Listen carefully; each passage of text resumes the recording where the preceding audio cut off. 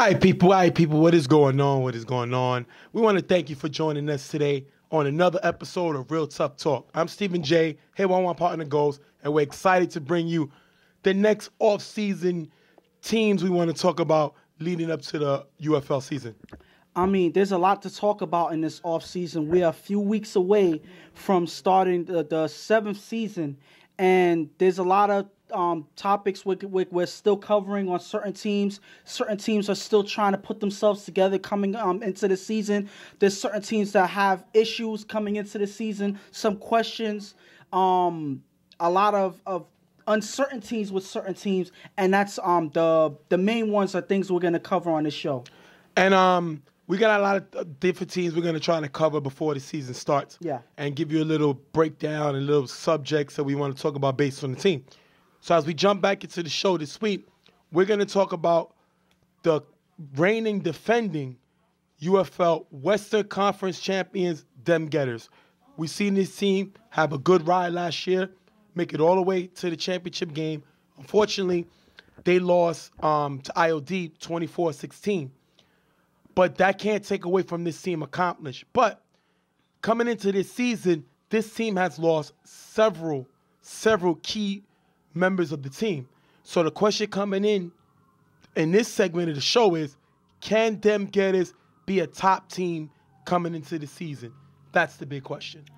And that is it's not an easy question. It's not an easy question to answer because there's a lot of changes that happened to this team on the off season. They came off with a tough loss in the championship. There's certain guys that weren't even there during the championship that they had throughout the season last year, and a lot of those guys are questionable for this season. So there's a lot of issues that they have right off the bat, and then there's also added issues with certain guys that helped them get there that they don't have this season at all. Well, I'm gonna jump into it and let you know right now. First thing we want to talk about is the players that is no longer going to be playing with this team, especially coming into the season. You're going to have the reigning MVP, Dre, a guy who had 4 touchdown catches, 5 interceptions, and a sack. The key component of this team gone for the season. He hurt his knee. He just had off-season surgery. He will not be back this season. The next guy, the guy who led the team in touchdown catches, Moses, a former UFL MVP yes. When we were back in Brooklyn. Guy came back, was up there for most improved player. He was a most improved player, runner-up. Lost that to Sean of Never Scared. This guy had 8 touchdown passes. He broke his ankle, and it looks like he had surgery. He's back at work, but it looked like he's not going to be back this season either. Then they lost Juice, another guy, 3 touchdowns, 3 interceptions, 1 pick 6. Led the team. Definitely one of the main guys leading the team on both sides of the ball. He actually retired. Playing no more touch. He's just focusing on pads. So that's a big loss. And also, but the main component, the main guy who kept everything going, the reigning quarterback of the year, a former offensive player of the year, Reggie, only quarterback in league history to take 2 different teams to the championship. Yeah. The guy who led the league in touchdown passes last season with 24. He has signed with the Browns, leaving Dem Gettas. Those are some huge takeaways, and it's going to be hard for this team to be considered elite coming into the season. And there's no question that they're going to have issues going into this season. Are they the same championship team that they were last season? Obviously not. There's nobody that can honestly say that that's the case. So there's a lot of adjustments that's needed.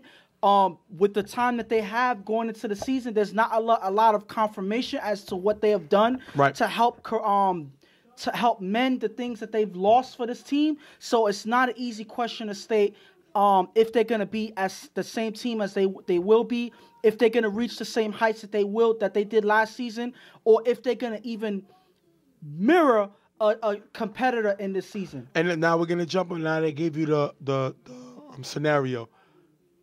I've always liked Dem Gettas. Since Hollywood has brought this team in.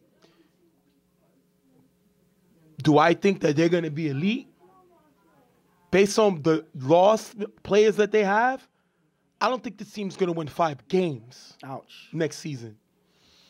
And let me back up my statement. because that's saying that they're not even going to be a competitor throughout the season. They say that. Anything can happen. But in a 10-game season, potentially 10-game season, I don't think they can win more than 5 games. I'm going to tell you why. With the loss of Dre, Moses, and Juice, what they brought scoring-wise, they lost 56% of their scoring. These guys was involved with 56% of the scoring. 56%. More than half. What is it difficult to do in the UFL? Score. So now you lost more than half of your offense. Scoring attack. A team member, this offense led the league in scoring. This offense was number 7 all time in points scored in the season. All time. Number 7. And the UFL has been around, this is our 7th year. Yes. In the Bronx. That is elite offensive last year. They lose that. Then defensively, with you losing Dre, you just lost 6 interceptions. With you losing Juice, you just lost 3 interceptions. And a run back. This team was only number 7 in combined defense overall in the league. Now you lose your MVP and you lose a great defending Juice. There is no way you could come back to be elite with those losses. And then let's talk about their quarterback. Quarterback of the year this year, a former offensive player of the year, a guy who has the only quarterback in UFL history to take 2 different franchises to a championship. I'm talking about he did it with the Browns in the East twice and with Dem Gettas in the West. The only quarterback to do that. Reggie leads and signs with the Browns. Reggie's 2 seasons that he's thrown for Dem Gettas. The man has thrown 37 touchdown passes. Number 2 in franchise history. The only quarterback that's thrown more is Watt with 38. Reggie was 2 touchdowns from breaking the record of all-time touchdown passes for Dem Gettas. You lose Reggie. Reggie was also involved. Reggie, the quarterback, was involved in over 80% of their scoring attack. 80%! Your quarterback, wrong, scoring. And you're going to tell me you're not going to take a hit, a dramatic hit? Remember, we don't know the signings that they made coming into the season. So I'm going based on those losses. I cannot see the team winning 5 games in the tough Western Conference. Now, it's hard for me to disagree on all the things that you mentioned because obviously the stats speak for themselves. So there's not much that I can say, oh, well, I completely disagree with you and here's why. Because there's not much to say. These facts are overwhelming. But I still say that I can't give up on this team and say that they don't have a chance to compete in the league and they don't have a chance to improve on the offseason, especially with the time that they have left. The keys to them surviving in this league is to draw talent. And that's something that they've done over the past couple of years. They still have some core guys on their team that can do damage in this league. You have Rubio, a former All-Star in this league. Right. You have Ed, who was big time on his team for whether in the playoffs or in the regular season. So they still have him. They still have Cruz, a dynamic 2-way player that they still have. Yes, he's actually their best player. Right, as of right now, he's their best player. Even when Dre was here, I would say Cruz is their best player. I would say yes. Right. Dre had the best season last year overall. Right. But Cruz was their most talented player Correct. overall. So let's just establish Similar that. with like a Golden State. Yeah. Steph had the best numbers, 3-point, which was basically Dre. Yes. But Kevin Durant is their best player. Yes. Cruz is their best player. I got you. Okay. So my thing is this. They still have a lot of guys that can make things happen on this team. The key to them is filling in those spots that they lost. And then one thing that I haven't mentioned is they picked up Arbely, who formerly played with CMM, a big-time defender, they didn't use him. Yes, but again, we don't know if Arbely was a one-hit wonder either. He came to this team from CMM the year before. Yeah. Guy had 4 touchdowns. The guy had 5 interceptions. Good numbers. Was up there to win Defensive Player of the Year before he went away to school. Yeah. Came back, 1 touchdown. Okay. After having 4. That's a drop of 75%. Yeah. Then he drops from 5 interceptions down to 2, which is a drop to 40%. Yeah. Those are dropped on numbers on a better team. So the question was he all hype? Was he good on his team that wasn't good and went to a good team and really didn't bring much? But then you got to understand, when he was on CMM, and again, I don't want to concentrate on Arbely, right. Being their savior of this team. Gotcha. I'm saying, in terms of a player like that, when you are the center stage player on your team, when you are the main guy that's doing everything, you're going to have the opportunity to do everything. Right.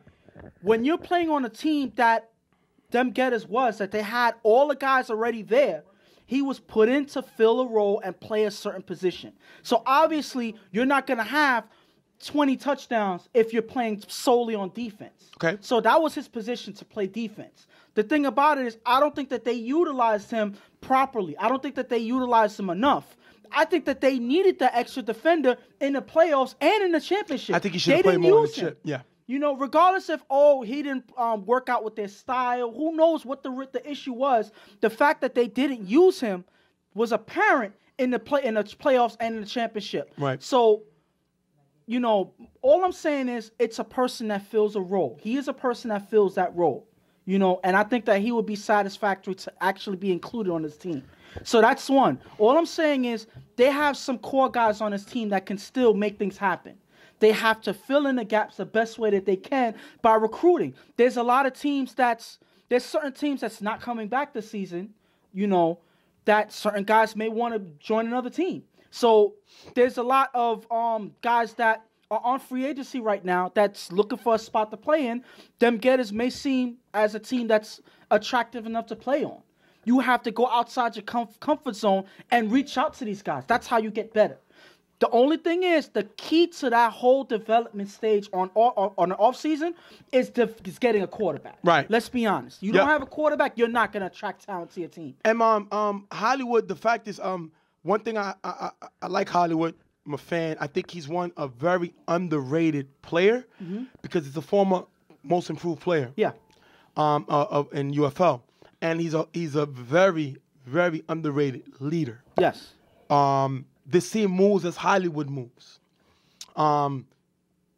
He has to go out and make some pickups if this team wants to be. That's exactly what I'm saying. And my thing is, that's why I said I don't see them winning 5 games based on the roster they have now. Yeah.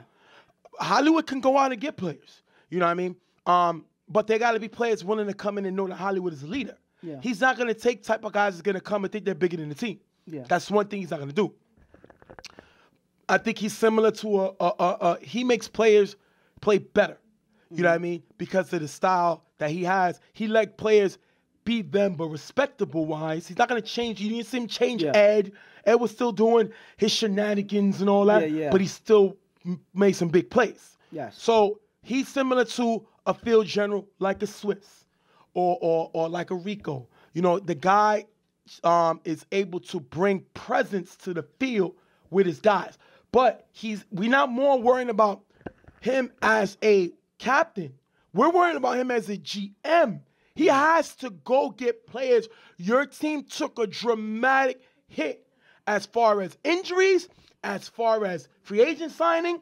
They took a hit. They have to go out and get these players because this team right now can't win 5 games. And all I'm gonna say is, again, the key to the whole thing, and one of the hardest things to do, is to maintain regular talent at the quarterback position. Correct. That is the main thing that your team needs. And I think them losing Reggie is by far the worst thing that happened to this team. Yes, they lost Moses. Moses had a great season. They lost him towards the end.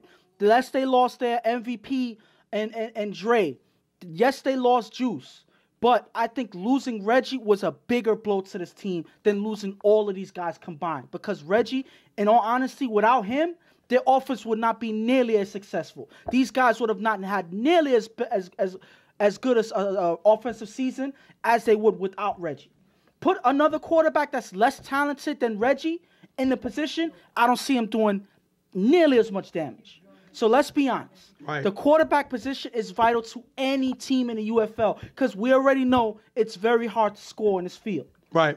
So that is the key, and that is the test of Hollywood as the GM, as the captain, as a presence in TFL to bring that quarterback position, bring somebody in that quarterback position that's going to get you where you need to go. That's pretty much it. Yeah, because this is a crazy number. In 2017, right? 15, 16, 17. The last 3 years. We go 15, 16, 17. Mm-hmm. Right? If you go by touchdown passes, right? You have Chuck with 53. Ramsey with 44, Reggie with 43, Dion with 43, and KC with 39. Those are the top in those 3 years, right? Mm. Reggie's 37 touchdown passes, right? Mind you, that's 43, but that's in 3 years. His 37 touchdown passes in 2 years is 2 behind KC. It's 6 behind Dion. Yeah. So his touchdown passes in 2 years are close to certain guys' touchdowns in 3 years, in 4 years. And it's all from one organization through it. Yeah. We're not talking about the Browns numbers that he had. Mm-hmm. We're just talking about just for Dem Gettas. He has thrown 37 touchdown passes in 2 years. Dem Gettas has been here for 5 years. They've been in this league. Yeah. And Reggie is number 2 in all-time touchdown passes. He only threw for 2 years. That's a dramatic hit if you don't have that man here. They need to get a quarterback. Because I got confirmation that he has signed with the Browns. Yeah. He will be throwing with the Browns. You will not see Reggie walking back in UFL with a Dem Gettas shirt. And the thing about that is you underplay all of that because Reggie is, I believe, number 2 in all-time scoring. Correct. In touchdown the passes, yes. So not only is it for their team, but in the league itself. Correct. You had probably the second best all-time quarterback in this league. Right. That you lose. There's almost no way you're going to recover from that. There's no way you're going to bring somebody that with that level of ability to this position. Right. It's a tall order. It's not something that you're going to be able to replace that easily. Yeah, I mean, the man also has been to 3 championship games. Yes. He's tied for the most quarterbacking appearances as quarterback with Chuck. Unfortunately, the stain on Reggie's resume, he hasn't won. Mm-hmm. He hasn't won any championships in 3 appearances. So you can't kill what's going on, whatever situation happened, where Hollywood and the team, with Reggie and the team, based on anything Hollywood had to do, because it's not like Reggie won him a chip. Yeah. It's not like Reggie has ever won a chip. Yeah. He has been to 3 championship games and not one. Dion has a championship. Yomi has a championship. Chuck has 3. Fred has a championship on the bench. Mm. And Reggie, who's thrown, has not won one. That's a shame. Yeah. Number 2 overall in touchdown passes, and you have no chips. So at the end of the day, I'm not going to kill Hollywood because Reggie could get you to the dance. The problem is once he gets to the dance, he don't know what to do. That's the bottom line. So you can get dressed up and you can get a nice dress. You can get nice shoes. You can get your hair done. And then you get to the big dance and you sit in the corner. What? What was the point? So I understand I'm not going to kill Hollywood completely and saying this is the end of his franchise because we've seen the team be successful without Reggie. Yeah. But the problem is he has to go out and make some signings dramatically. And based on this roster that he has right now, they don't win 5 games. Not within division when you got Carver Mobb. You have Super Friends. You have a Never Scared team that I think is going to be better. You know what I mean? You have a possible. They haven't joined. Mm-hmm. This is speculation. But if grind time comes into the UFL, they will be in the West. Okay. Because they need to face people saying that, it's time for this team to face elite teams. And I think Lou, quarterback in that team, is definitely going to fill the task on that. So if they do come in and they're in the West, that's another hard team. So it's a lot of teams in this Western Conference that they got to be able to withstand. Okay. And with this roster, I don't even think a Wolverines team, who I think I've seen them playing EHS, and they gotten better, especially with Creep throwing. I think Creep could beat this team. Wow. I don't know, because the last game I seen him throw. No, yeah. I'm talking about when I've seen the EHS. Listen. I'm talking about. Okay, I get that. Listen, that's fine. But you can't compare how a quarterback does in one league when they come to the NFL. It's completely different. I'm just saying, throwing it out there, that I think it's possible. Okay. And only because of the roster I say Dem Gettas have now. Yeah. Remember, we're going with the roster that they have now with the loss of those players. So you're saying Wolverines have the opportunity to upstage? I didn't say upstage. I think they could give them a run. Okay. When last year they couldn't even, they had no opportunity. Okay. Unless this team went 7-1, and the only loss they had was to the Browns. Mm-hmm. After they lost, several guys got injured. All right, listen. There's not much to say. We already made our points. It's up to Dem Gettas. It's up to Hollywood. He has to step up to the plate and make things happen. That's all there is to it. We're going to wrap this one up. We're going to have to see what happens with this team coming into the season. We're going to be back on our next segment. We'll be right back. Welcome back. Stephen J., my partner Ghost. Next thing we want to talk about, before we talk about the next topic, we're going to talk about Halloween that just passed. Mm-hmm. Went out with the kids. We grew up. When I grew up, man, my mom wasn't trying to spend money on costumes. Mm-hmm. She wasn't a big Halloween fan. So a lot of times we would create our costume. And that was the fun of being authentic and original and trying to make something. So based on that type of origin that I started with, this year I decided it's time to get back at it. And my costume, when I want my kids, if you see this picture right here, is my youngest daughter, Nicia.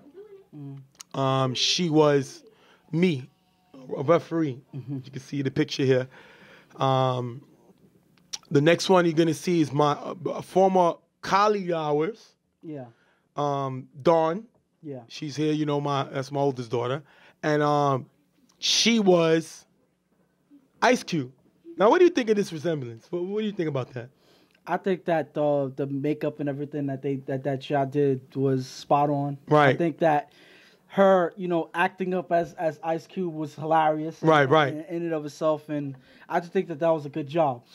And the last one was yours truly, Stephen A., dressed up as Luke Cage. What do you think about that?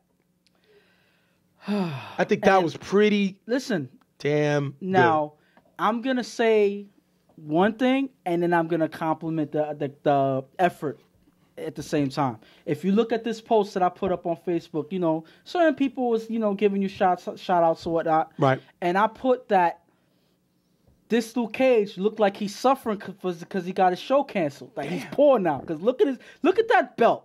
Look at the belt. It has the words Cage taped onto it. Yeah. And then you have taped on your arms and everything. Like he couldn't afford the wristbands that he normally wears, so he had to get taped. Like what's going on? He's struggling now. So my thing is this. It was funny, but at the same time, it's a good effort because I like that you put the bullet holes in there. The effort was fine. And how much you say it cost? $8 costume. $8. Went to Salvation Army. Got a $2 shirt. Went to the 99-cent store. Got $1 blood. My son printed out the Cage belt buckle. So we put it over an old wallet, and then we taped the Cage on it just to make it seem like a big buckle. The wristbands are my elbow pads that I use when I work out. Yeah. I just pulled them down and put tape on it. Yeah. And I thought it was pretty good. Yeah. Everything is just me, baby. That's just the rest is just me in regular black jeans and. I mean, you had to grow in the whole goatee mustache. Yeah. Oh, well, thing. that wasn't grown in. I mean, not growing. That was drawing. Yeah. Because this is as dark as mine get. Yeah. So we had to draw it on. Mm-hmm. My wife already had eyeliner. No, my daughter gave me eyeliner, so that was free. Mm-hmm. $8, baby. $8. Listen, at the end of the day, that's a creative way to have a cheap costume and go out and take your kids out to Halloween events and things like that. So, I mean, it's a good effort because certain people will say, well, I'm not doing Halloween with the kids because I don't have nothing to wear. Or they'll just say, you know what, I don't care, I'm not wearing nothing. But sometimes it's fun to go out there and be creative and create something with your kids because at the end of the day, the whole fun is, being creative and doing it with your kids. And I think that your kids have a blast out of it too. Well, speaking of being creative, we created a next topic. Mm-hmm. This is talking about one of the most successful franchises in UFL history, Carver Mobb. 3-time champ. Went to the Western Conference 5 times. Went to the conference championship 5 times. But the question is, did the window close for Carver Mobb to get their 4th championship in the UFL? That's the topic. Okay. And I already have my answer to this question. You start off then. So I'm not going to just listen. No, because I like the way that you break down your opinions, you put in your stats, and then afterwards that I break down my reasonings or whatever. But again, this is a good topic to have because Carver Mobb, we haven't seen him win a championship in the last, I believe, 3 seasons. Right. So this team has always been a competitor every single time they came into the league. They haven't gone any place lower than the Final 4. Right. So regardless of that's an accomplishment. They were a team that you would say, in a way, dominated the league. Because if you make it that far in every single season, no matter what team you come out with, that's saying something. I don't want to get into too much of the information I want to give on my point. You know what? Since I already started, I might as well just start off and say, I think that the window did not close. I cannot count this team out to go to a championship. There's no way, in no way, shape, or form can anybody convince me that a team like Carver Mobb is not a contender to make it to at least the Final 4 or the championship. But the question is, did the window close? And Can they get back? No, they are going to make it because, again, this is a team last season that was a few seconds and a score away from going to the championship themselves. Okay. And me personally, they came up short based on a few plays that they came up short in that game. Okay. A few things changed, they're in the championship. Yeah, I'm going to write down some notes while you Go ahead. Go ahead. There are a few things changed, they're in the championship. And with this team's one thing, the key to this team is experience. They have more experience in the championship than any other team, not only in the UFL, but in TFL in general. Let's just say that. So this team oozes experience when it comes to the championships. Let's not, forget that. So, and with that experience alone, I think that gave them a better opportunity to defeat the IOD championship. This IOD team that came out as champions beating Dem Gettas. I think that Carver Mobb, if they would have went to the championship, they had a higher chance of beating this IOD team. They have more experience. They know what to do in certain situations. They don't show like they panic at all. Even though every game was close that they won a championship in, they always find a way to get ahead and win that game. So never count them out. And the fact that even certain things like Chuck, I would say the GOAT of TFL in terms of quarterbacking. Okay. Let's just say that. In his worst seasons, he is still better than the majority of quarterbacks that steps on the field at any given time. Let's be honest. Okay. Now, there's a lot of quarterbacks now that can give him a run for his money now. Let's be honest. I'm going to just say that too. But you never count this man out. He always finds ways to win games. Ways to win playoff games. Whatever have you, he finds ways to win.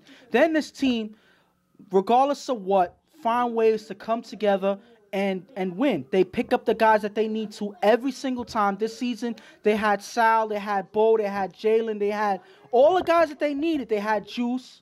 helped them out and made them into a contender. Then you have a coach like Pam's that always keeps things in control, always has control of his team, regardless of what's going on. So you can't argue with that. Then you have a field general in Ricky that always keep guys in line and has good strategies for this team to play out, especially on defense. So all of these things factor in on why you can never count this team out when it comes to them playing and competing for a championship. Are you ready? It's my turn? Yeah. I get to talk? Go ahead. Like I said before, Carver Mobb, the best, if not one of the best UFL teams of all time, franchise of all time. Got to say they're the best because they won 3 chips. Yeah. Back to back to back. Got to give them that. But they haven't been in the chip. 2 seasons just passed and they haven't been in the chip. Mm-hmm. 2 consecutive seasons they lost in the Final Four. To 2 elite offenses. Mm-hmm. Last year, Super Friends, top offense in the league. This year, Dem Gettas, top offense in the league. But let's focus on this season that just passed. First of all, Sal, good season. Didn't show up to a lot of games, but good season. Monster Things come in like they're supposed to, you lose Sal. Big hit. That's one main cog. Yeah. And it looked like they're almost more than half that Monsters Inc. is coming in. So you lose out. Mm-hmm. That's the case. Huge thing. Joe Blow possibly retired. Danny's retired. That's a major hit. Danny was one of the masterminds on that defense. As well as Joe Blow is a former championship MVP. Mm-hmm. But even before we retired, we've seen Joe decline. He's declined because you can't beat Father Time. So that's a major issue right there. Carver has relied, the guys they relied on has been the young guns. Bo, White, Jalen, all grind time players. Grind time comes in, you lose them because they're grind time players. Bo is elite. Huge hit if he leaves. And I'm not even getting to the main points. That's just the factors that I'm talking about. The main factor is 2 issues. The leaders of the team. The heartbeat, soul of the team. Don't get me wrong. Ricky, great year last year. Main part, had 5 interceptions. Showed the ability to not just rush the passer. Yeah. He showed the ability to drop in coverage, which is one of his weaknesses, and make plays. Definitely not going to take away from him. But the main issue is the guy you said is the GOAT, Chuck. Okay. Chuck had his worst year last year in UFL history. 16 touchdowns was the least in his career in UFL. 8 interceptions, it's the highest in his career. So he's getting better. That's a major decline. Another fun fact that I'm going to let you know. Every time Carver won the chip, they led the league in scoring. When they won it in 2013, they scored 193 points. When they won it in 2014, they scored 185 points. When they won it in 2015, they scored 183 points. If you look at the numbers, those are declining numbers. The scoring attack is dropping. They didn't lead the league in scoring last year. They lost in the Final Four. They didn't lead the scoring the year before. They lost in the Final Four. That shows a decline in your quarterback if you're not scoring. I know they haven't had, Boo Boo's not here all the time. Nas hasn't been here since they won, I believe, their second championship. Their third. Their third. two key players. Yeah. Angel didn't play last year. But if I remember the quote, Chuck can win with anybody. Give Chuck 6 guys and he wins, correct? That's what I was told. Didn't look like it the last 2 years. It definitely didn't look like it last year. His numbers declined. Dramatically last year declined. This is a man that's similar to an Aaron Rodgers as far as, not style, as far as he does not like to turn the ball over. But he did last year.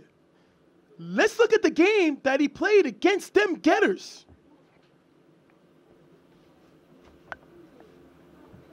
4 out of 11 in bombs. 1 touchdown, 2 interceptions. 4 of 11 in bombs. Chuck threw 11 bombs in that game. What, he's Ramsey now? All of a sudden, he's a home run hitter? That goes down to decision making. Then let's look at the other main cog as far as Chuck.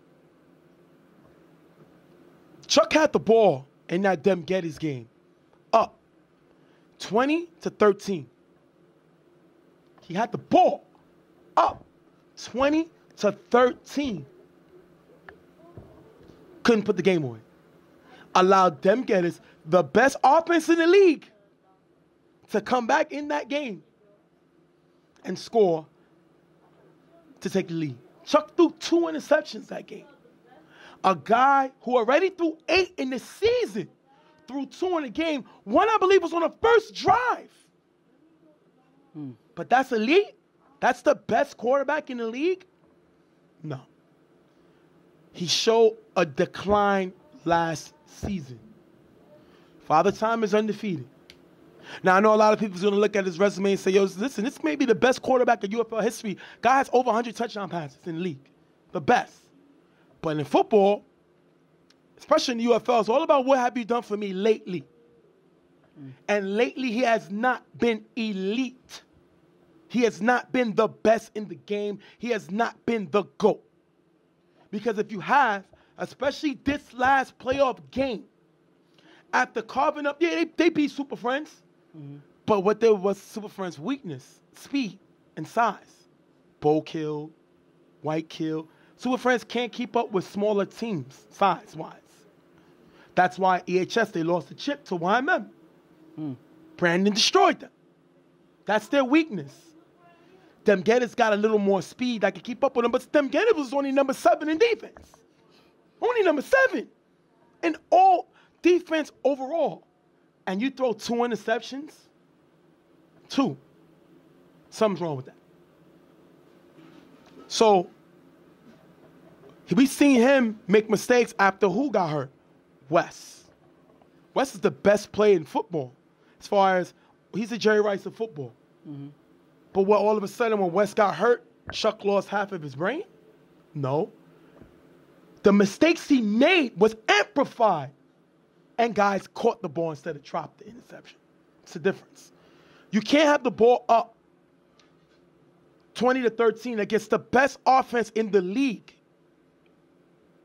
and allow them to score again when you have the ball. And true fun fact, when Super Friends beat them to win the chip the year previously, Chuck only scored once that game. Chuck only scored once that game in that Final Four. Let's not forget that his 2 previous championships versus the Browns, he struggled. He was not the MVP of those games. That went to Joe Blow and Alvaro. What do they play? Defense. If I recall, they won the chip 15-14. Yeah. And they won the chip 7-0. We're going to forget about that? And now this season when Chuck had the ball, up with the ball, he throws bombs? What? And let's not forget, even when they got the ball the last drive, the bomb he threw that Juice caught, that was a duck. Dre slipped. Look at the play. Dre slipped. If Dre stays up, is that intercepted? Most likely. Okay. Now let's get to their coach, the GM, the coach of the team, Pams. has to be one of the best coaches in the game. He has to be better X's and O's. There's no way that if you look on this play here, you're the mastermind as Pam says, coach. You already know you got to see it before it happens. If you saw that play that Hollywood scored a touchdown, you know evidently he was going to leak out. Evidently. He leaks out here on the last play and scores to put them back in the game. That's coaching. The guy, if you look, he's butt naked. Why? Because they wasn't prepared for it. Preparation is a reflection of leadership. One thing about Pams, he'll die for his guys on the field. We know that. But that, sometimes he'd rather bring all the attention on himself to keep his players out of it, which is a mastermind idea. You can't win 49 championships and not have a strategy. He has to be more X's and O's. He has to go out and get players. A lot of top players don't want to play for Carver because they don't want to be looked at as jumping on the bandwagon. A lot of other guys say that they don't feel that they're bigger, that the name is bigger, Chuck and Pam's is bigger than the actual players that join the team. That's buffoonery. I don't agree with that topic because at the end of the day, they win. Yeah. But one thing I know about Pam is he's not going to go and try to get top players. He doesn't do that. It's not him. He got to get more playmakers, especially if you lose Bo White and Jalen, especially if you lose Sal. You can't depend on Joe Blow because he's practically retired. Danny's done. You got to get players. You got to bring players in if you want to be elite. And you got to get on your quarterback. Chuck is playing too much. I could do what I want. Mm-hmm. We seen Bill Belichick chew out Tom Brady. And that's probably the only man that can actually do that. So now it's time for Pams to start holding Chuck more accountable. Because when he did it, Chuck threw least interception in his career. And he threw more interceptions. He threw least touchdowns in his career. Yeah. And he threw more interceptions in his career. Okay. Something is wrong. That just doesn't happen. You don't wake up all of a sudden and do this. That's because it doesn't seem like he's being crucified for his mistakes as if any other player can't happen. He has to be on the same level because if not, they don't win championships. Remember, Super Friends, Chuck scored once. Regardless of what you want to say, the best quarterback of all time only scored once in that game. Okay. And against Dem Gettas, he had the ball up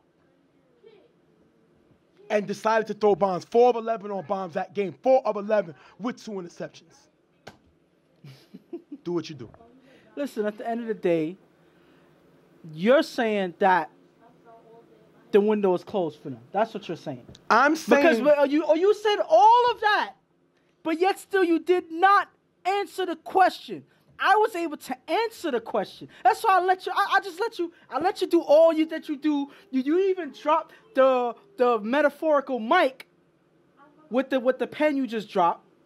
But you didn't answer the question. Okay. What's the answer to the question? Do you believe that Carver Mobb's window closed on them to win another championship? Yes. If. There's an if. There's an if. Because at the end, we don't know what teams are coming in. That's true. So I can't jump. If Carver's the best team here because Dem Gettas lost all those players. Okay. Super Friends, who I can't wait to get on them, looked as uninterested as they did last season. Yeah. They look like they want a chip and they can kill themselves now. All of a sudden, you want a chip. They don't know what a dynasty is. The dynasty is trying to win multiple chips. Yeah. So all of a sudden, Michael Jordan wins a chip and kills himself. He don't want to live no more. Jeter wins the World Series and I got one. I'm good. That's how Super Friends looked last year. When they won their chip, barely they got, but we're going to get on that. Yeah. But. Because we already know your opinion's going. So, I think depending on that, but I think this is the first time that we've seen a chink in the Mobb's armor based on the most important player on the team, which is Chuck.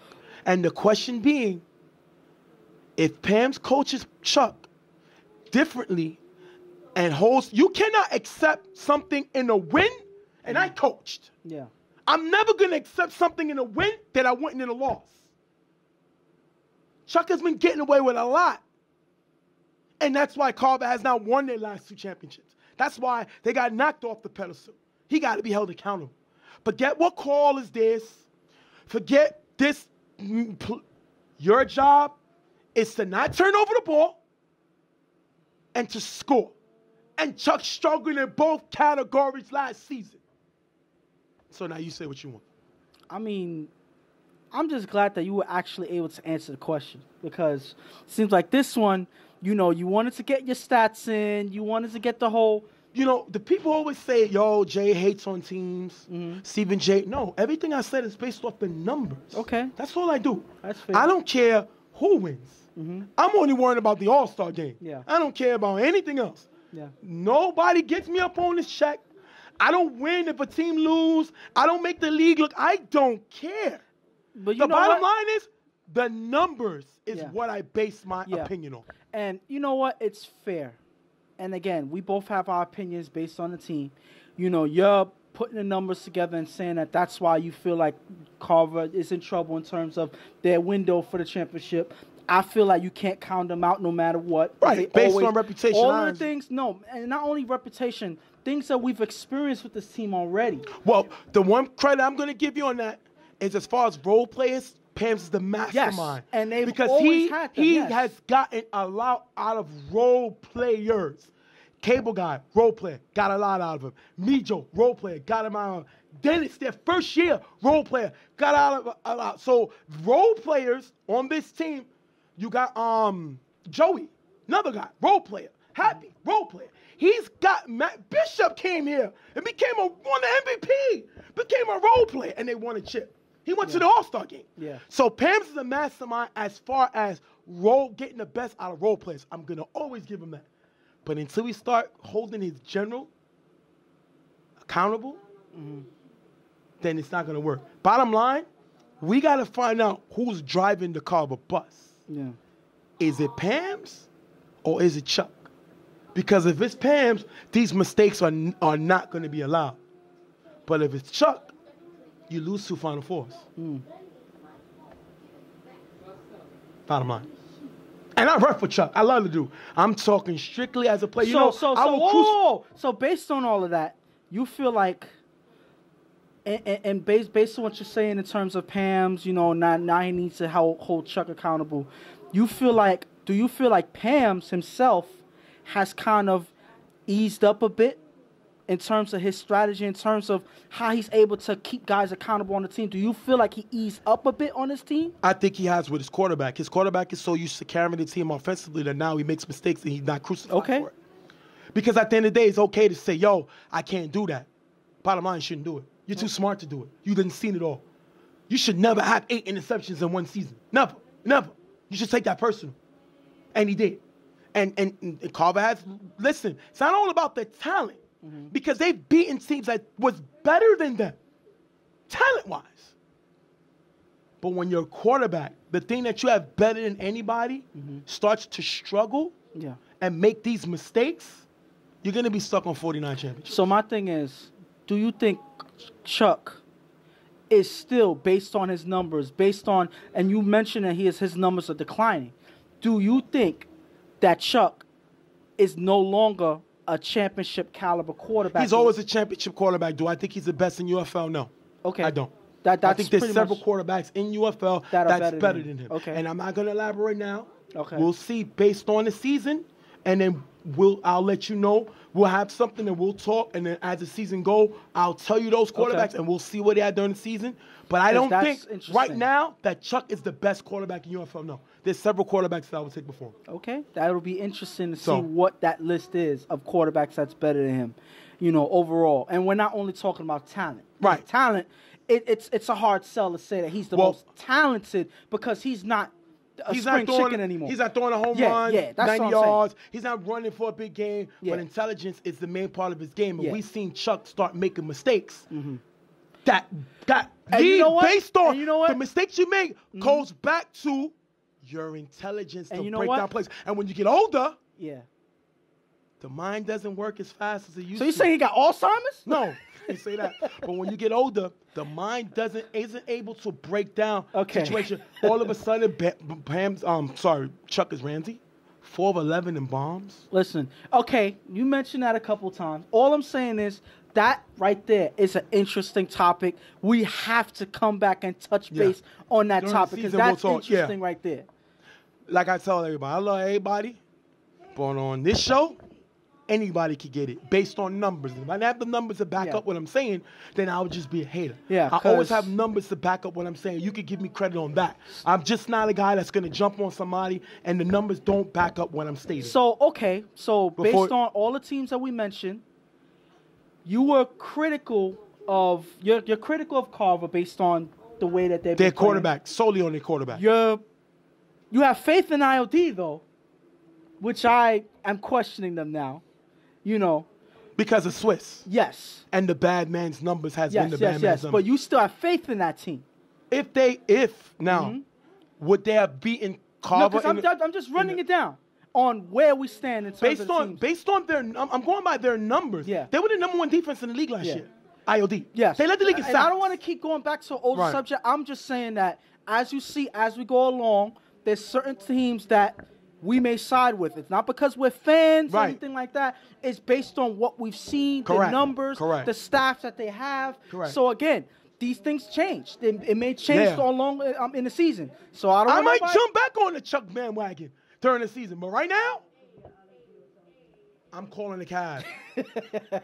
Hello, I'm trying to get off of this bus. Can I get a cab? That's where I'm at right now. Okay. So we'll wrap this one up. This is fun. Okay. This is fun, but you like my numbers, see?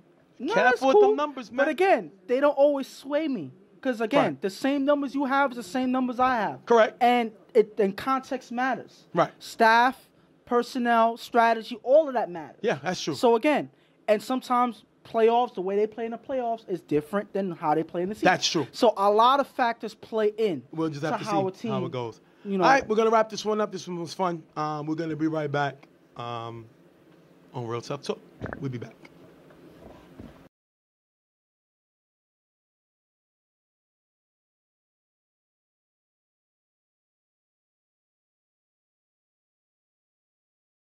All right, people, welcome back. Okay, wait, ready? Ready? Yeah. All right, people, welcome back. Welcome back. What is the deal? Real Tough Talk. Stephen J. Ghost back at you with the next team we're going to talk about. But before we get into the game, you know, obviously you can tell by the different clothes, this is not the same day that we recorded. I don't know why you always have to emphasize that. Because people might think we just doing a Diana Ross or one of those celebrities and we just run around and change our clothes, you know, in between takes. I think if that was the case, we would wear a lot better clothes then. Like if we're trying to put on a show or anything like that. You're not going to put on a Captain America shirt, and I'm not going to put on this well-used Real Tough Talk shirt that we've had for a couple of years. I'm going to admit we had this for a few years. We're trying to get a new one, but you know, that's in the works. We've been talking about that already. Unless somebody's sponsoring us, and then, you know, that's possible. I'll take a sponsor. But very special date occasion today. And on this date, I would say about 36 years ago? Yeah. This guy to my left was born. As you know, as much as I get on the guy, you know, he's definitely been a blessing. You know, the guy's a good dude and very talented. And definitely it wouldn't be no show without him. I mean that spiritually and technically. You know, it wouldn't be no show without Ghost. So we want to wish you a very happy and blessed birthday. You're 36. You're not as good looking as me. Of course. You know, but the technical stuff, you got that in the back. You know, you got that. And I would say that you're not that ugly. You're not as good looking as me. You see, I but know you're where not you're that going ugly. with it. But listen, I only say okay. I don't really argue with you because again, your ego with that is through the roof. You know, you know, everybody see the Instagram post, the Team 6 a.m. and all of that. You're super obsessed with all of that. You know, that doesn't matter with, you know, with me as much. Right. You know, I look more towards, you know, growing the muscles up here rather than, you know, growing the muscles here. You know? Right. So obviously we, you know, shape ourselves differently. Right. But, you know, at the end of the day, I already saw Instagram. I saw a number of people already saying happy birthday to me, and I really appreciate, the acknowledgement. Obviously, you gotta appreciate when you're able to see another year, walking around, God bless. But, I look at it as every single day is a day that you celebrate, similar to a birthday. Because it's a miracle that you're there on each given day. Because the next day, it can end.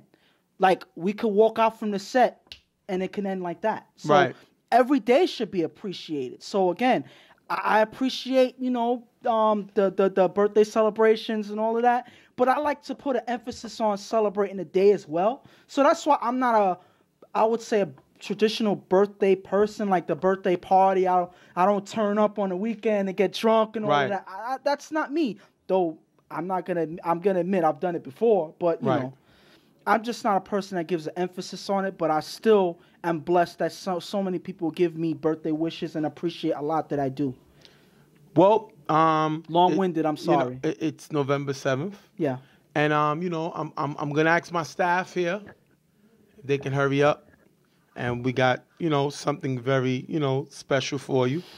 I think it's the only way where you can hold any type of fire or light compared to me. You know what I mean? So, oh man. Given unfortunately I was unable to get, I was rushing here, so I had to. Here's my staff. You can pass it to me. I'll take it. Yeah. Yeah. It's okay. If they pass it, and there you I'll go. take it. And there you go. There you go. Look at this. Happy birthday. Look, the fire's already out. Like, this is a toothpick. It's not even a candle. This is the appreciation. After all of that, the nice compliments and all of this. Listen, I know I just gave that long-winded speech about, not a big deal about birthdays. Yeah, so we wanted to follow you don't make a big deal about the offering that you give me. Not a birthday cake or whatever. Yes, I know I'm contradicting myself right now, but this is like how? Like, this is what you acknowledge as a gift to me? Like, this is what you've been thinking about me all along. Yeah, I thought it would be funny to have a toothpick, on there, because I don't think you really, the flame of a candle, I don't think it represents. Look, let me take this out us now. Together, because I think that's a little too strong and that's giving you a little too much credit. Look at him. So I figured a toothpick had a small enough flame in order to represent what you bring as far as debating on the show, because we know I'm like, whatever number show this is, an O versus you. And, we didn't want to gas your head up. We got a long season coming.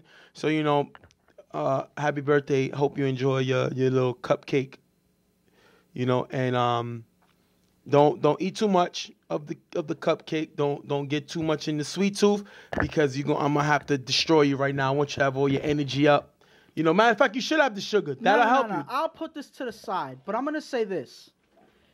Out of both of us, this is actually a sweet tooth guy. Yeah, he's definitely. Team 6 a.m. and all of that. Yeah, thank you, staff. Thank you. I appreciate it, but I don't need it right now. Listen, he's Team 6 a.m. and everything like that, but he is the sweet tooth guy. Since we were kids, that's all he did. Right. Sweets was his weakness, and it still is. You can see a picture right here where you saw I was a little, not as healthy as I am right now, and that was a Halloween picture right there, and that was me being 50 Cent. You know what I mean? And you, and then there, and then you looking like Young Buck in that picture. And if you look back, this is one of our old younger pictures, me and my Bob Marley hat. And I don't know what you doing, the arms crossed, lip to the side. I don't really know that fake tough guy look. But at the end of the day, we really appreciate what you bring to the show, and we want to wish you a very blessed and happy birthday.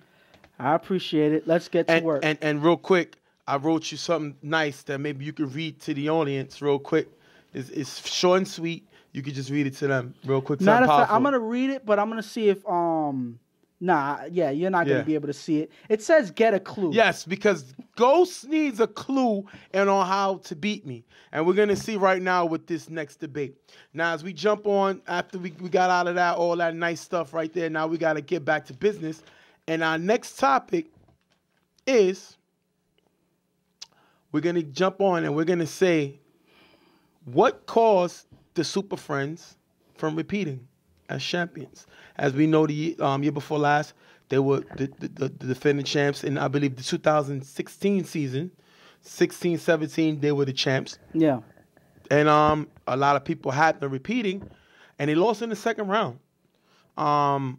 And basically, you know, as you can see, it says the topic, super letdown. Yeah. And you're going to say what caused the Super Friends from repeating. And you could jump on. The floor is yours.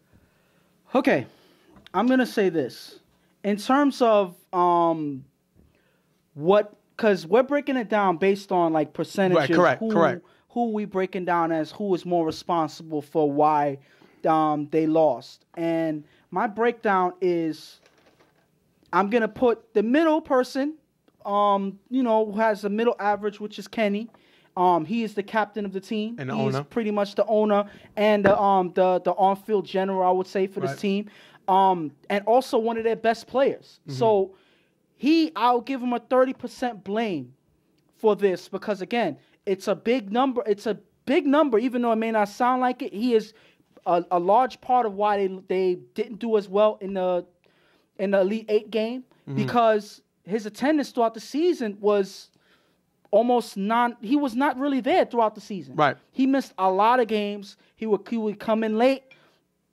He would come in late for a lot of the games. Certain playoff games, you know, he would either have to rush there being late or have to rush out early, you know, things like that. His attendance was sporadic throughout the season, and that's why I gave him a percentage of 30. I can't blame him for most, but it's a huge chunk of it. Mm-hmm. Now, the least person now I would blame is Tone, the coach, because yes, he is the coach. He is the also the leader, a leader of this team, but he's not responsible for what these guys do on the field all the time. And again, I can't blame him as much because I feel like Kenny is more of a presence to this team than Tone is. Tone is the strategist. Tone is a person that gets them in line. But I believe that Kenny is a person that keeps these guys in line a little bit better because he's pretty much the owner of this team, not only the captain. Right. So that's why I give Tone more of a 10% because, again, his presence wasn't really there. And, you know, the emphasis was on Kenny. Unfortunately, he wasn't there.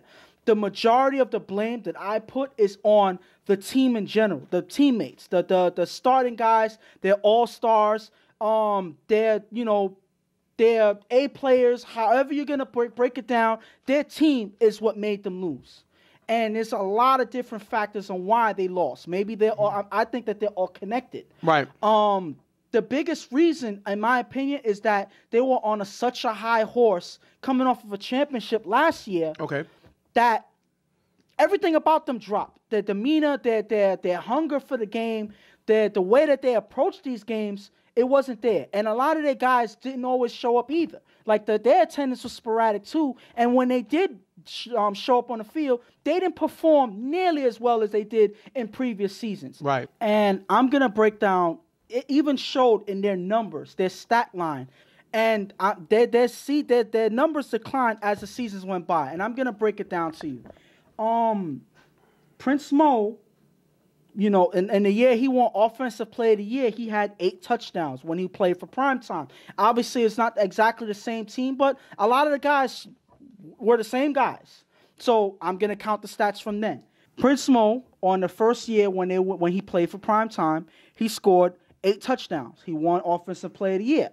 The second year, their championship year, he scored 4 touchdowns. So already half the amount of touchdowns he scored in the first year. I can't expect him to score 8 touchdowns every year, but, you know, that's a decline. Last year, he only had 1 touchdown. So that is a sharp decline from year to year to year. Kenny, his numbers dropped too. He was an all-star. He had some impressive numbers himself. Only had 1 touchdown less than Prince Mo in that season with 7. The next year, he had 1 extra point. That's all he did. 1 extra point. Where was he? Did they need him to win the championship? Maybe he showed up in the playoffs. He kind of did. If I show you this play, he got the touchdown to help them win the game. So, yeah, he did show up in the playoffs. But the season, definitely a decline to 1 extra point. That's abysmal. Next year, which was last season, after they won a championship, 0 touchdowns. So he went from 7 touchdowns to 1 extra point, no touchdowns, to 0 touchdowns, nothing and nothing. You know, and that type of decline carried into the playoffs, in my opinion. And another key player on their team, which is Mace, one of the guys that helps them drive down the field most of the time. The first year he played, when they won a championship, he had 3 touchdowns in the season. The next year, he only had 1 touchdown, which was last season. So all of their numbers declined. Let me not forget B-Roy. B-Roy here, in the first year, had 2 touchdowns. In the next year, when they won a championship, he had a sharp improvement. He had 4 touchdowns. He stepped up. A lot of it was criticism from this guy here. And he made the All-Star team, And he made the All-Star game. The thing about it is, he made the All-Star team a feat that he had the talent to do easily. Yeah, and plus he's a mostly defensive player. Exactly. Yeah. So my thing is, he improved that year they won a championship. But I guess after winning a championship, everybody else's numbers declined, so why can't his? He had 1 touchdown last season.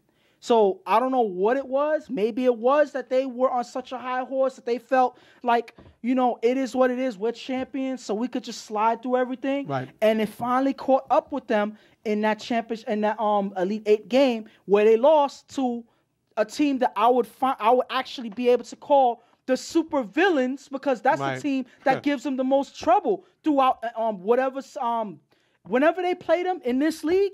That's the team that gives them trouble. Yeah. Whether you call them Primetime, Super Friends, Carver Mobb is the super villains of this team. And that is why they end up losing to them, maybe by 1 play or another, but they still came up short in that game. And I believe those are but some reasons why they came up short and they didn't even get to the point where they could defend their title. Okay. I can appreciate that. But, of course, I'm going to have to come at what you said. On my side, the reason I think my percentage, I'm going to give 50% to Kenny. Mm-hmm. I'm going to give 40% to Tone. And I'm going to give 10% to the players. That's my numbers. Now, numbers is numbers. I'm going to break down why. Okay. First of all, you're absolutely right. The decline with Prince Mo, 8-4-1. Kenny, 7, 1 extra point the following year, no touchdowns. Mace, when he joined the team, 3 touchdowns to 1 touchdown. It's absolutely right. B-Roy, 2, 4, and then 1. Absolutely. Everything is based on leadership. Okay. There is no way this team is so talented and they decline like this. Their first year, when they had record-breaking numbers, Deion threw 22 touchdowns. Prince Mo and Kenny both had 15 of those 22 touchdowns between them two. But that was Tiki's team. And they lost to Carver. Tiki comes out. You bring in Tone, their second year. They add Alex. Tone and Kenny makes the call because they run the team now. They make the call and they cut Red to pick up Alex. Great move. Alex is one of the top 5 offensive players in this game. And they win a championship. But they win a championship with Kenny only getting 1 extra point. They win a championship with Prince Mo only having 4 touchdowns. They win a championship with Alex only having 1 touchdown that season. They're able to win a championship despite the fact that these guys' numbers declined. Regardless of what. That's coaching. And that is the ownership bringing in the players. Last year, this team went 6-3. Creep led the league and led the team in touchdowns with 3. Chris, their special team, their special team specialist, a special teams guy who you would say is maybe their 5th, 6th option offensively, led the team in touchdowns with 4. Joel, the guy from Don't Sleep, joined the team and was in second with 3. Mm-hmm. Other than that, nobody had over 3. That's a drastic decline. Okay. But they won with that. Last year, this team was 8th in sacks, and 11th in interceptions. And they did that. They still had a top defense, but they didn't create a lot of turnovers, and they didn't pressure the quarterback a lot. Deion, who was not here, there's no way that Deion numbers his first year, he had 22 touchdowns, and last year he had 6. Creep and Alex combined to throw 6 touchdowns, 6 interceptions. Deion had 6 touchdowns, 5 interceptions. These guys, they didn't get stupid all of a sudden. It's leadership. Bottom line. And these guys never addressed the fact that this team is all based on having a championship high. That comes down to your guys running the team. Last year, like I said, Deion went from 22 to 16 touchdowns to 6. He missed several games. Mm-hmm. Half the team missed several games. They wasn't showing up, Kenny included. Mm-hmm. And Tone still coached them to 6-3. So you can't sit down and say that it's not the coaching. It's not the ownership. When these guys do their job, they motivate this team to win. You can't tell me about the numbers declining being the cause of the players, because coaches coach. Captains run the team. Owners get the players that they needed. Kenny did his part as far as picking up Creep. Creep is not going to be here next year. As far as I know, he's throwing for the Wolverines. He's going to become a quarterback.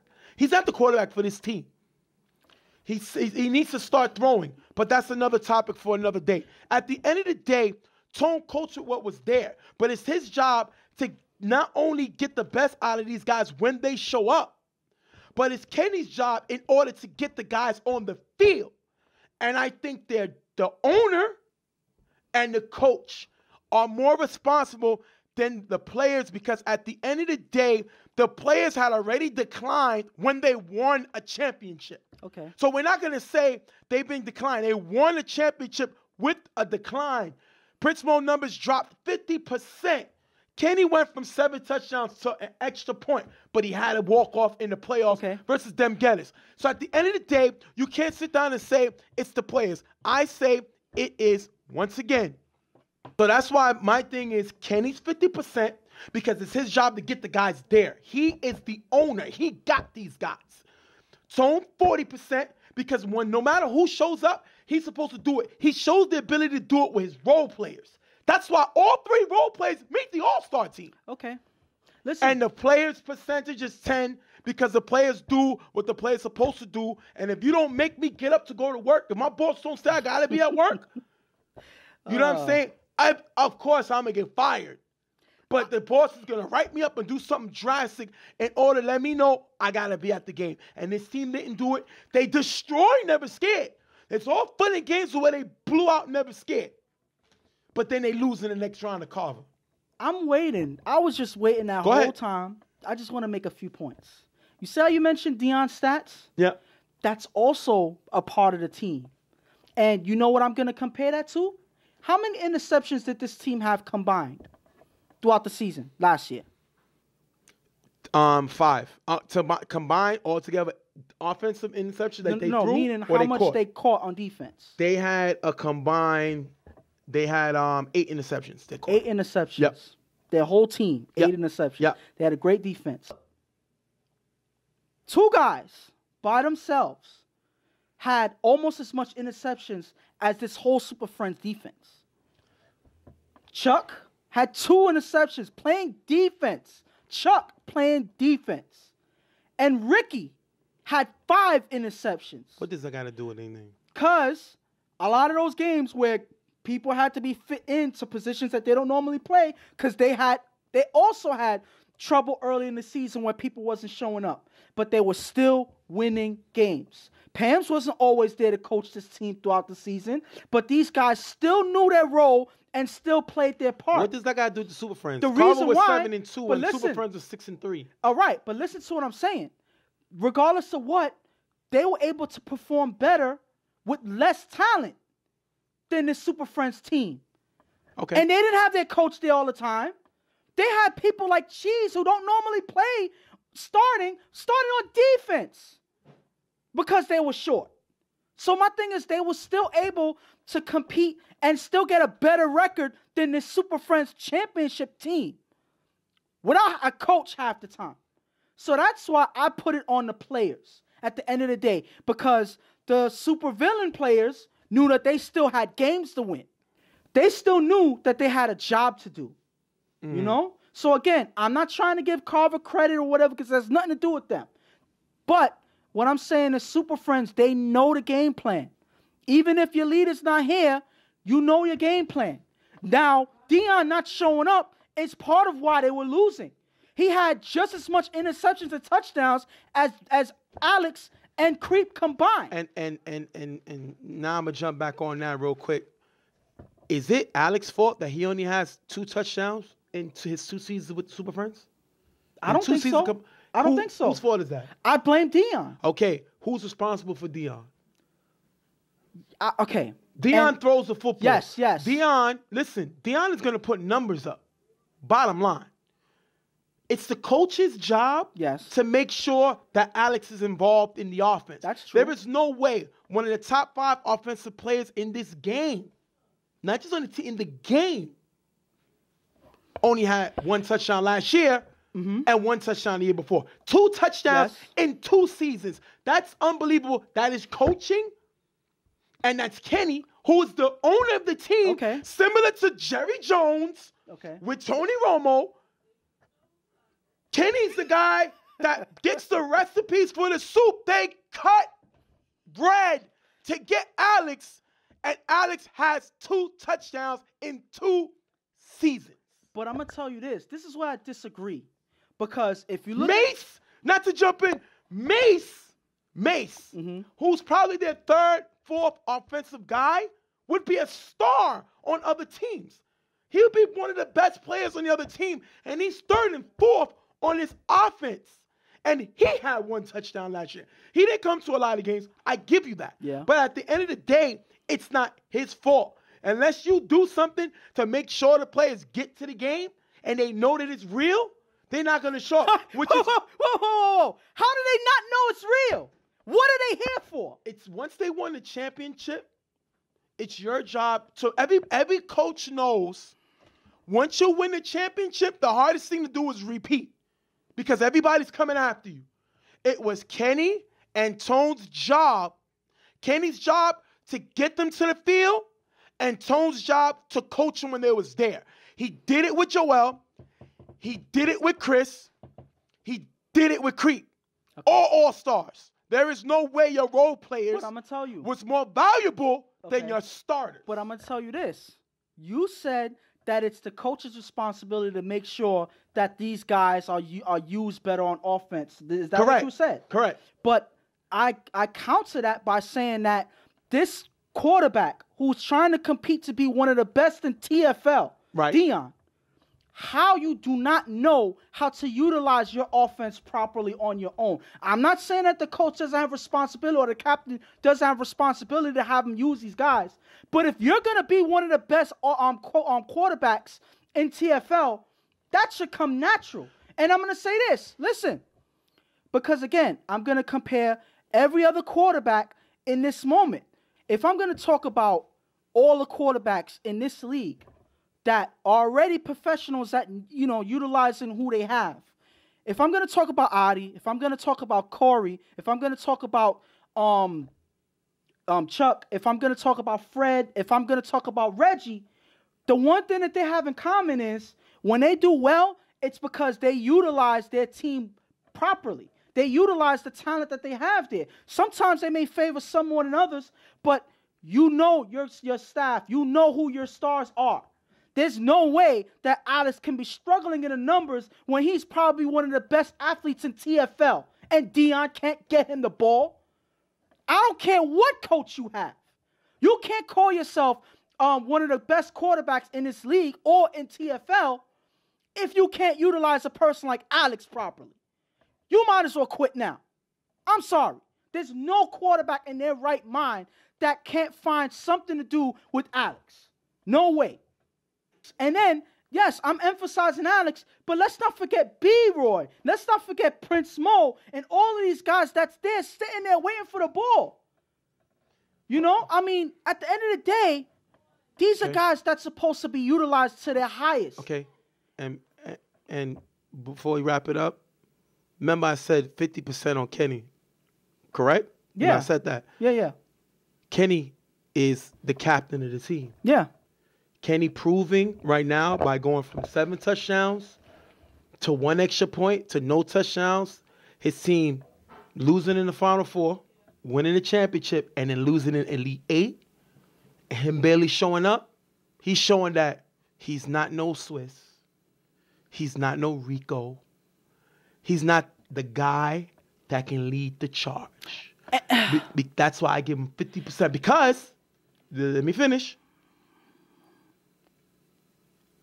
IOD is Audience and team. Swiss joined them. Swiss was the general. YMM, full team, Rico's the general.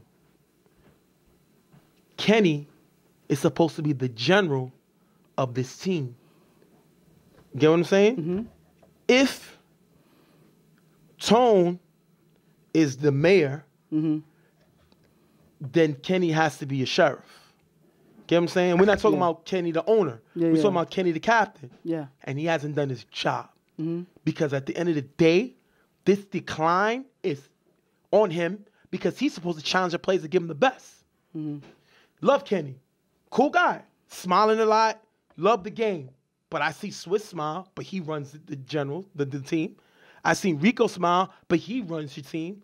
What happened to Kenny the following year after he did it when they beat, remember they beat Dem Gettas to get to and win the chip, to make it to the championship and win when they was down 2 scores. What happened to that last year? What happened? It's on Kenny, 50%. He failed them as an owner and he failed them as a captain. Tone failed them as a coach because he was supposed to get the best out of the players when they showed up. And losing in the Elite 8, unexcusable. Alex only having 2 touchdowns in 2 seasons, unacceptable.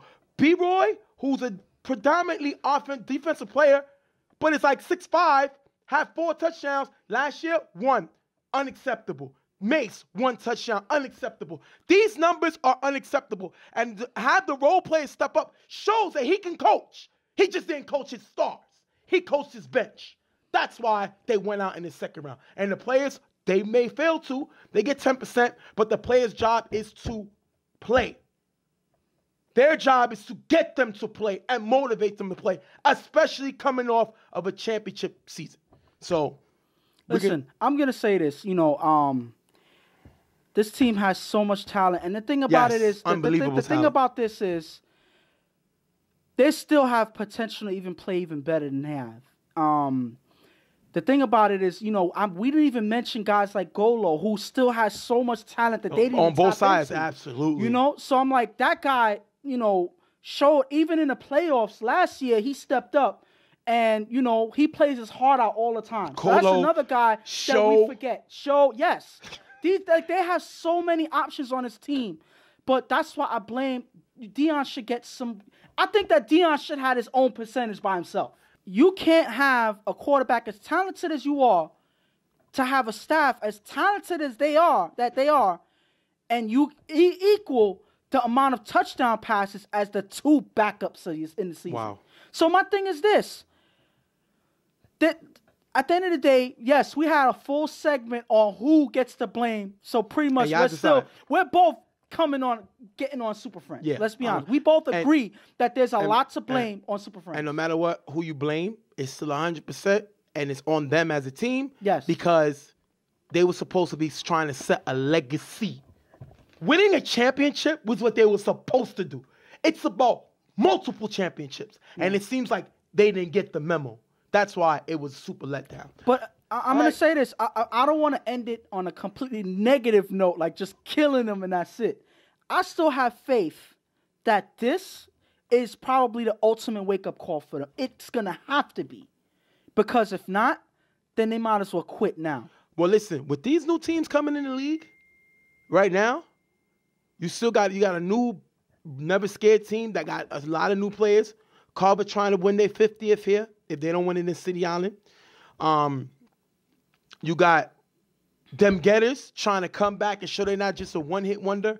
You got 99 Problems. They revamped. They added a lot of weapons. You got YMM with a chip on their shoulder. IOD trying to repeat. Monsters Inc. joining. Raiders joining. It's unbelievable, especially possibly we're hearing UTF is coming in. They got their quarterback, Grind Time, possibly coming in. There's a lot of new teams coming in. And the road is going to be a little more difficult. So I think the Super Friends need to use this, hit the reset button. Mm-hmm. Or was it going to be super flops? We're going to wrap the show up. Hopefully I had a good time. We had a good time. A lot of fun. Wish Ghost again a happy birthday. We got about, I believe, maybe 2 more shows before the season start. So, and as well as the podcast. So I hope y'all enjoyed this show. Make sure y'all check it out. Make sure y'all subscribe to us on YouTube. That way you can get the notification when we put another show up. All that good stuff, man. We want to thank y'all on behalf of Real Tough Talk. I'm Stephen J. It's my partner Ghost. We're going to see y'all next time on Real Tough Talk. We out of here.